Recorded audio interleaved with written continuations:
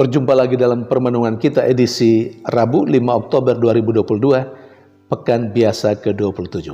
Bacaan-bacaan liturgi hari ini, bacaan yang pertama dari surat Rasul Paulus kepada jemaat di Galatia, bab 2 ayat 1-2, ayat 7-14. Dan bacaan Injil dari Injil Lukas, bab 11 ayat 1-4. Rasul Paulus dalam bacaan yang pertama hari ini memperlihatkan kepada kita sekalian bagaimana hidupnya, bagaimana kepribadiannya setelah mengikuti Yesus, setelah perjumpaannya dengan Yesus. Bacaan pertama bercerita tentang Paulus dengan 1-2 sahabatnya pergi ke Yerusalem mau berjumpa dengan rasul-rasul Yesus di sana, dengan Kefas atau Simon Petrus dan teman-temannya. Untuk apa Rasul Paulus pergi ke Yerusalem dan berjumpa dengan para rasul Yesus yang lain?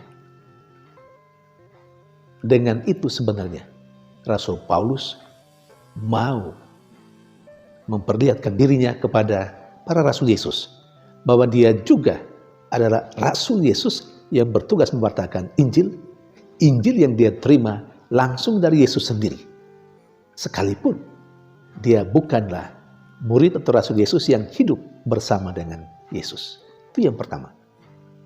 Yang kedua, dengan cara itu datang ke Yerusalem, Rasul Paulus merasa bahwa dia sebagai pewarta Injil, pewarta kabar gembira, dia sebagai orang yang mewartakan kehidupan Yesus adalah bagian dari para rasul yang lain yang sudah mengalami hidup bersama dengan Yesus. Karena itu dia datang.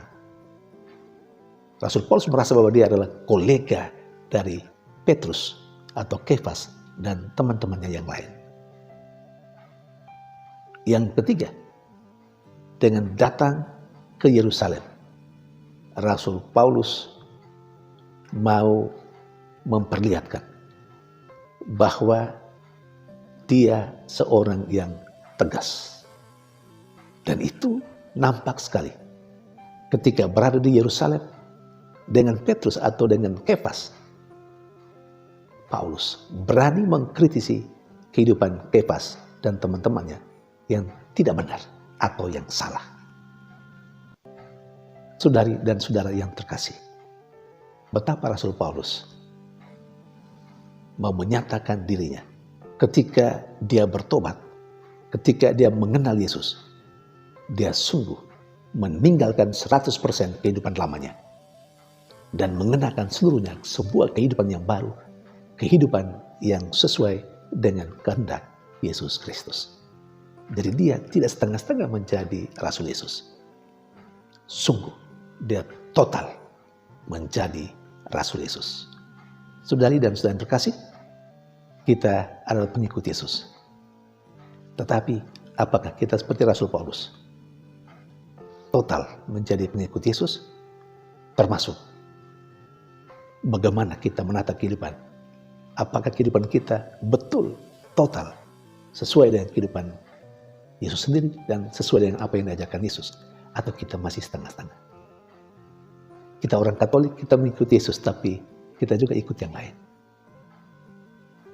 Saudari dan saudara terkasih, sementara dalam bacaan Injil, hal yang menarik yang diceritakan kepada kita, bahwa murid-murid Yesus minta kepada Yesus supaya mengajarkan kepada mereka berdoa. Alasannya memang dikatakan juga dalam bacaan Injil. Ketika dia berkata, Tuhan ajarilah kami berdoa seperti Yohanes mengajarkan kepada murid-muridnya. Artinya supaya sama dengan murid-murid Yohanes, bukan? Itu sebenarnya alasan yang sangat sederhana. Karena murid-murid Yohanes sudah diajarkan berdoa oleh Yohanes, maka dia juga minta supaya Yesus juga mengajarkan doa kepada mereka sebagai murid-muridnya. Saudari dan saudara yang terkasih, saya kira kalau saya mau komentari bacaan Injil hari ini, saya harus mengatakan bahwa sebagai orang-orang Yahudi, mereka sudah terbiasa dengan doa. Kehidupan doa adalah bagian yang tak terpisahkan dari kehidupan mereka sebagai orang Yahudi. Tetapi kalau dia meminta lagi, atau salah satu dari murid Yesus ini meminta lagi supaya Yesus mengajarkan mereka berdoa, saya lebih melihat bahwa murid ini mau tahu dan mau memahami bagaimana cara Yesus berdoa. Yang diminta oleh murid Yesus ini adalah cara berdoa ala Yesus, ala gurunya. Dan Yesus menyampaikan cara berdoa menurut kebiasaan Yesus. Saudari dan saudara terkasih, berdoa harus menjadi bagian dari kehidupan kita. Dan saya tidak sangsi, semua kita sebagai pengikut Yesus biasa berdoa. Tapi apa yang perlu kita minta dari Tuhan tentang doa? Kita sudah biasa berdoa.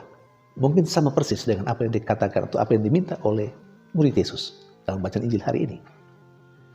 Kita mau belajar dari Yesus bagaimana cara berdoa yang baik dan benar. Itu saja.